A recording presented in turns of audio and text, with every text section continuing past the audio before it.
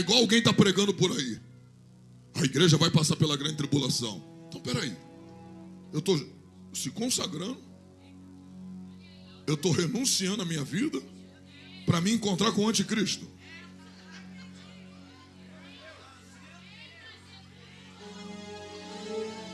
E outra coisa, vê se tem lógica. Vê se tem lógica. Se a igreja vai passar pela grande tribulação, igual muitos pregam, se a igreja passa pela grande tribulação, quem é que vai estar na terra? O anticristo. Então, se durante a grande tribulação Jesus volta no final dos 7 anos, então fica previsível a chegada.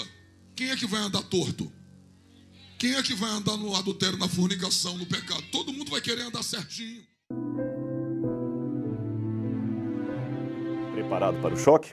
Pois bem, lá vai. Eu não creio no arrebatamento da igreja. Pronto. Mas como? Será que o Rodrigo Silva perdeu a sua fé? Não é nada disso. E talvez você se surpreenda em saber que eu não estou sozinho nisto. Uma pesquisa feita pelo Pew Forum sobre religião e vida pública entrevistou 2.200 líderes evangélicos de 190 diferentes países e descobriu que 32% deles também não acreditam que haverá um arrebatamento secreto da igreja no fim dos tempos.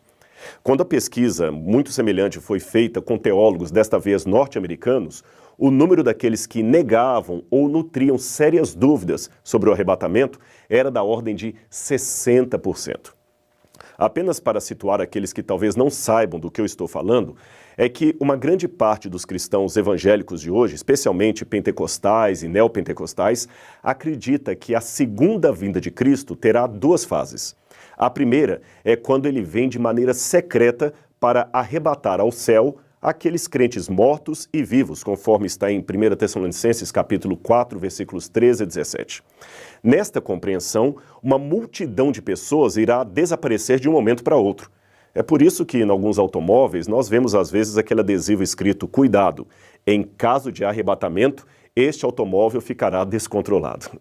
É uma maneira bem-humorada de pregar aquilo que eles acreditam. Bem, continuando então, em virtude desse suposto desaparecimento da igreja, que seria arrebatada por Cristo, haverá então 7 anos de tribulação na terra, governada pelo anticristo, que perseguirá o país de Israel, e nesse momento os judeus deverão se converter a Jesus. Então só depois disto é que Cristo volta, aí sim, numa segunda fase, em glória e majestade, em companhia daqueles que já haviam sido arrebatados anteriormente, e então reina 1000 anos sobre a terra.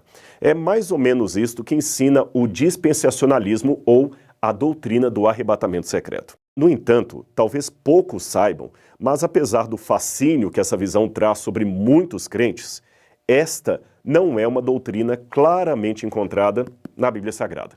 E mesmo que você diga, não, está assim na Bíblia, deverá admitir que desde que o apóstolo João escreveu o Apocalipse até o ano de 1830, ninguém jamais falou dela. Ou seja, tivemos 1800 anos de cristianismo sem que ninguém sequer ouvisse falar do tal arrebatamento secreto. Quem primeiro pregou isto foi John Nelson Darby, um pregador anglo-irlandês. E sabe onde ele se inspirou? Nos escritos de um jesuíta espanhol chamado Francisco Ribeira, que projetou a profecia do anticristo para um longínquo futuro a fim de combater a doutrina ou o entendimento protestante da época, que via o Apocalipse 13 como se cumprindo no poder papal da Europa. Isto é uma questão de história, eu não estou inventando, você pode checar as fontes.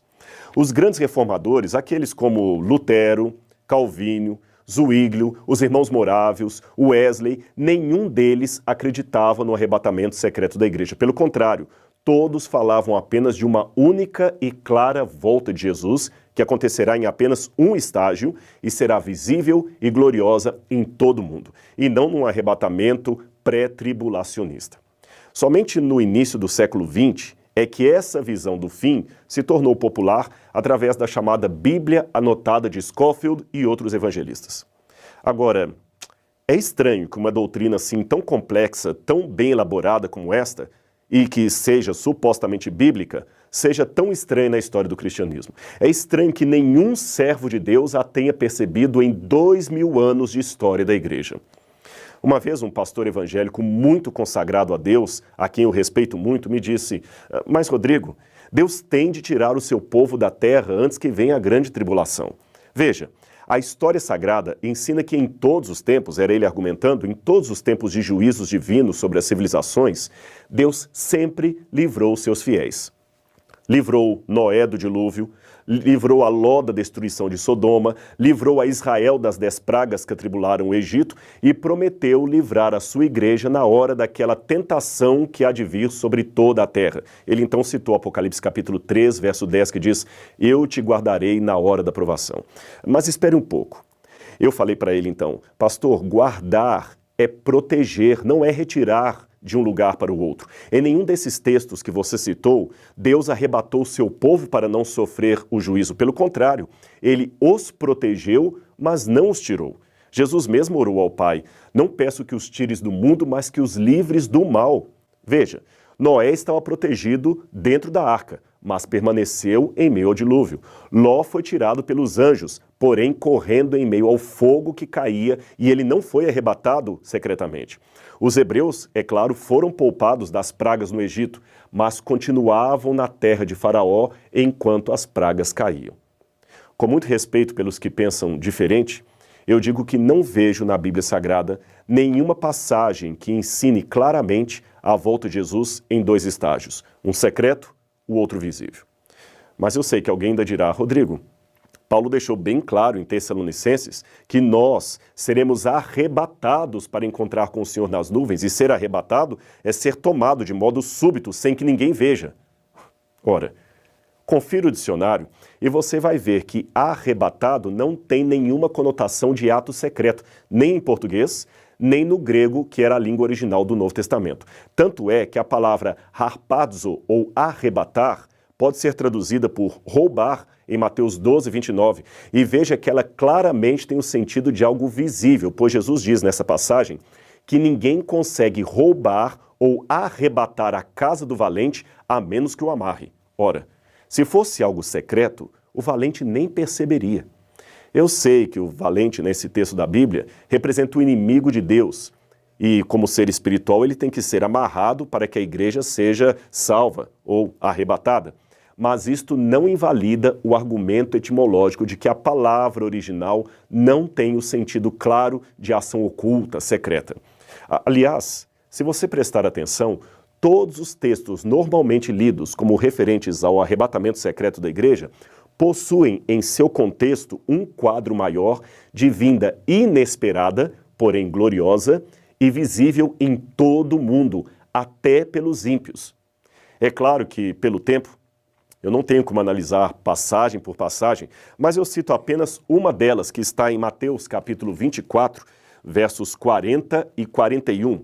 Ali diz: 2 estarão no campo, um será tomado e deixado o outro. 2 estarão no moinho, uma será tomada e deixada a outra. Será isto um arrebatamento secreto? Creio que não, por 2 motivos. Primeiro, esta passagem segue depois dos versos 30 e 31, que falam da visibilidade mundial da volta de Cristo. Portanto, é depois da vinda gloriosa que esses textos têm lugar. Em segundo lugar, a comparação que Jesus faz imediatamente antes é com o dilúvio. Esse é um dado importante para você entender essa passagem. Você pode ver na sua Bíblia. Ele fala: assim como foi nos dias de Noé, assim será a vinda do Filho do Homem. Nos dias de Noé, os homens não perceberam até que veio o dilúvio e os levou a todos. Note, os que foram levados pelo dilúvio são aqueles que se perderam. Aí ele arremata: do mesmo modo em minha vinda.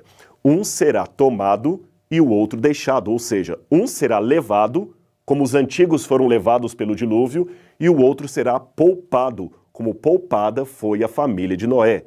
Logo, a análise textual nos indica que os que são deixados são os que se salvam, e os que são levados são os que se perdem.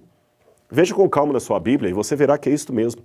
Agora, a despeito de qualquer discordância interpretativa ou teológica, uma coisa eu posso dizer com muita convicção. Independente da religião que você professa, ou até mesmo da ausência dela, pois muitos preferem não seguir religião alguma, eu espero que você concorde comigo pelo menos nisto. Jesus ama a mim e a você. E se formos fiéis a Ele, Ele voltará para nos levar ao reino que Ele mesmo prometeu. A sua promessa não falha, e o Apocalipse é a certeza que nós dois temos disso.